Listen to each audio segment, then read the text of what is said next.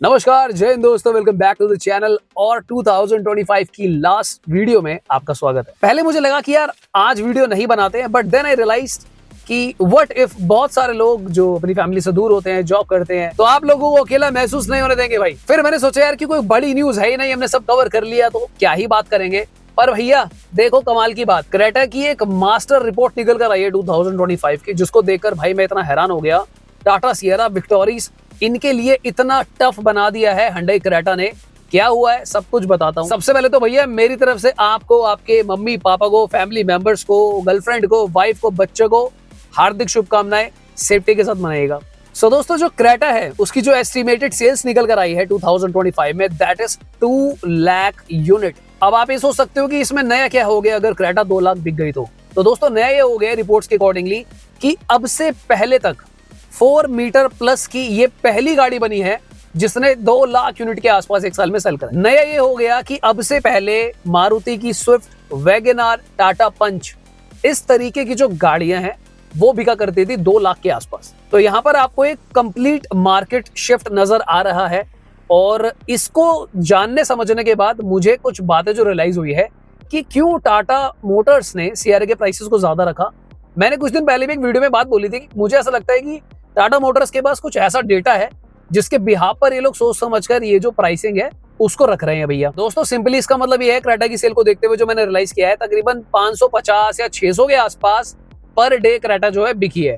अब हो सकता है देखो मेरी गणित थोड़ी ऊपर नीचे हो जाए, बिल्कुल मेरा गला मत घोट देना इस बात पे। टाटा सियरा की जो प्राइसिंग ज्यादा रखी गई है, बेस मॉडल के अंदर आपको इंपॉर्टेंट फीचर नहीं दिए गए, उसका मेन रीजन यही था कि टाटा मोटर्स को सेम एक्सपेक्टेशन है कि जो सियरा का प्राइस अगर हम ज्यादा भी रखते हैं तो लोग उसे दबाकर खरीदेंगे, क्योंकि गाड़ी उन्होंने अच्छी बनाई है, नो डाउट गाड़ी के फीचर्स बहुत अच्छे हैं। समहाउ टाटा मोटर्स के पास hyundai का डेटा कहीं से मुझे लगता है पहले ही आ गया था, या फिर इन लोगों ने मुझे लगता है 9 मंथ्स की सेल्स को मॉनिटर करा जिस टाइम पे सियरा अराउंड लॉन्च हुई है, और इन्होंने एक एस्टिमेट निकाला कि कंज्यूमर क्या चाहता है। सबसे पहले क्रेटा की जो 2 लाख सेल हुई है, इसमें 40% जो कॉन्ट्रीब्यूशन है दोस्तों वो डीजल का है, यानी कि अभी भी लोग डीजल पे बैठ ले रहे हैं। और इनफैक्ट बायोडीजल आएगा नहीं आएगा, क्या होगा क्या नहीं होगा, E27 का क्या होगा, इसके बारे में किसी को कुछ नहीं पता।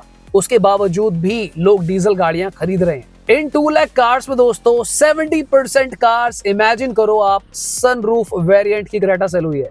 क्या बात कर रहे हैं? यानी कि इससे एक बात साफ साफ जाहिर होती है कि भैया देश के लोग, देश के नागरिक मोटा पैसा लगाने को तैयार बैठे हैं। तो अब आज की डेट में शायद लोगों को नहीं चाहिए वैल्यू फॉर मनी प्रोडक्ट भाई, लोगों को चाहिए टॉप वेरिएंट, लोगों को चाहिए सनरूफ, लोगों को चाहिए बढ़िया गाड़ी। अब मैं आशा करता हूं और ऐसी दुआ भी करता हूं कि जो मेरे भाई सब खरीद रहे हैं ये सोच समझकर फैसला ले रहे हैं, ये सोचकर नहीं कर रहे कि भाई पड़ोसी को जलाते हैं, क्रेटा ले लेते हैं, बाद में ईएमआई भरने में दिक्कतें आ रही हैं। अगर तो इस तरीके से नहीं हो रहा है, हमारा देश आगे बढ़ रहा है, तो मुझे बहुत खुशी है, मुझे गर्व है कि भैया देश में बढ़िया गाड़ियां बिक रही हैं टॉप वेरिएंट की। तो इस हिसाब से तो भाई फिर टाटा सियरा भी दबाकर ही बिकेगी। इनफैक्ट दोस्तों यहाँ पर ये भी रिपोर्ट में आया है कि 32% जो लोग थे ये फर्स्ट टाइम कार बायर्स थे। तो अब इमेजिन करो कि अब लोगों का कॉन्फिडेंस भी बूस्ट हो रहा है। कार्स के अंदर जो फीचर्स आ रहे हैं, ADAS, 360 camera, tyre pressure monitoring system, I mean जो भी रेलेवेंट फीचर जिससे गाड़ी की जो सेफ्टी है वो बढ़ती है, उसको लेकर कंज्यूमर की जो स्मार्टनेस है बढ़ रही है, कॉन्फिडेंस भी बढ़ रहा है, और फर्स्ट टाइम बायर्स भी डायरेक्टली जाकर 4300 mm की गाड़ी खरीद रहे हैं। एक टाइम था भाई लोग सोचा करते थे कि यार मैं छोटी गाड़ी ले लेता हूँ, स्विफ्ट मुझे कम चलानी आती है। फिर लोग धीरे धीरे शिफ्ट हो गए कि भैया काम करते हैं, ब्रेजा नेक्सॉन टाइप लेते हैं। अब लोग क्रेटा भी ले रहे हैं, और आने वाले दिनों में तो भैया ऐसे चलता रहेगा तो लोग अब देखना सीधा टाटा 407 ही खरीदेंगे। इन सारे नंबर्स और आंकड़ों को जानने समझने के बाद दोस्तों मैं आपको एक बात तो क्लियर बता दूं, टाटा सियरा जितनी मर्जी अच्छी गाड़ी हो, या फिर विक्टोरीज भी अभी जब लॉन्च हुई है तो ठीक ठाक कर रही है, पर एक कार की जो सेल्स हिस्ट्री बनती है ना उसमें कई महीने लगते हैं। मुझे ऐसा लगता है कोई कार अगर कंटिन्यूअसली 5 से 6 महीने दबाकर बिक रही है एक रेंज में, जैसा फ्रॉन्क्स ने किया था न्यू कार होने के बाद भी, तब उसको कंसिडर करा जाता है।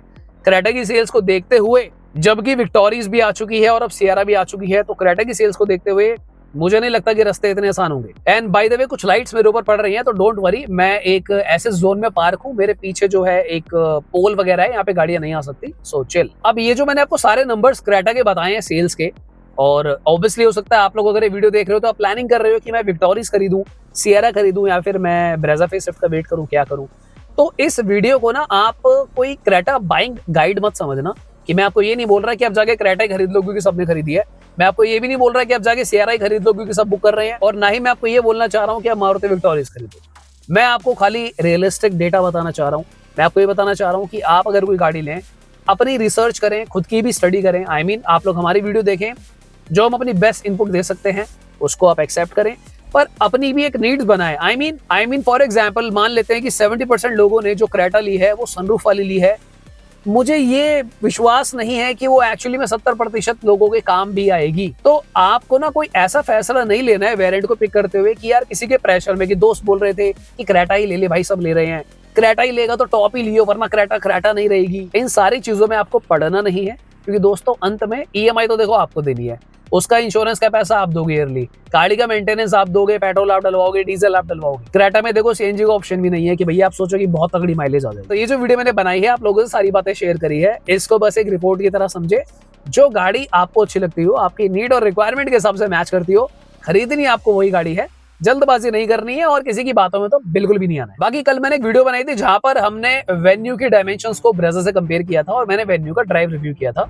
कुछ मेरे भाई जो लोग ब्रेजा फेसलिफ्ट का वेट कर रहे हैं, उनके मुझे कुछ कमेंट्स आए कि यार आपने ब्रेजा को जानबूझ के नीचे दिखाया है। तो दोस्तों यहाँ पर मैं एक बात क्लियर कर दूं। पहली बात तो कल की वीडियो अगर आप ध्यान से देखोगे तो मैंने एक बार भी ये कहा ही नहीं कि ब्रेजा का इंजन और वेन्यू का टर्बो इंजन कौन सा अच्छा है कौन सा बुरा है।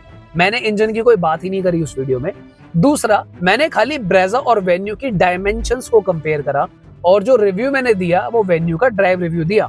व्हाट इट मींस कि मैं आपको ये नहीं बोल रहा हूँ कि आप जाके वेन्यू खरीद लो। मैंने बस उस गाड़ी को चलाया, मैंने अपना ओपिनियन दिया, दैट इज इट। ब्रेजा एक अलग गाड़ी है, 1.5 लीटर नेचुरल एस्पिरेटेड एक अलग चीज है, बिल्कुल उसका हिसाब किताब अलग है। वेन्यू टर्बो एक अलग गाड़ी है, डीसीटी उसके अंदर आता है, ब्रेजा में डीसीटी भी नहीं आता। सो इन दोनों गाड़ियों के ट्रांसमिशन को मैंने ना कंपेयर करा है, ना मैं इस फेवर में हूँ, क्योंकि देखो जिस तरीके से ब्रेजा में डीजल नहीं आता उसी तरीके से वेन्यू में सीएनजी नहीं आती। तो यहाँ पर वो एक जनरल वीडियो थी, उसको उसी तरह लीजिए। आने वाले दिनों में डिटेल्ड बात करेंगे। जैसा मैंने बोला यार, मैं वैसे जा तो कहीं और रहा था, बट मेरा मन नहीं माना यार एक्चुअली, और मुझे थोड़ा ये भी लग रहा था कि आज वीडियो क्या बनाए, कोई टॉपिक नहीं है, कुछ भी नहीं है। देन मेरे को दो चीज थी यार, एक तो मैं आप लोगों से आज भी बात करना चाहता हूँ, आप लोगों को अकेला नहीं छोड़ना चाहता, मैं अपनी तरफ से बेस्ट विशेष आप लोगों को देना चाहता था, और दूसरा ये भी था कि भैया न्यूज आ गई थी तो मैंने कहा बात ही कर लिया। आज के लिए इतना ही। आप लोग अपना न्यू ईयर का एंजॉय करें, सेफ रहें और साथ ही में सुरक्षित रहें। Thank you so much for watching guys. मिलते दोबारा किसी और दिन। Bye bye, take care.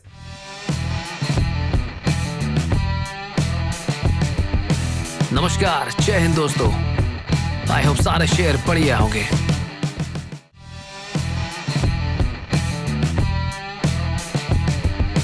नमस्कार, जय हिंद दोस्तों। आई होप सारे शेयर बढ़िया होंगे।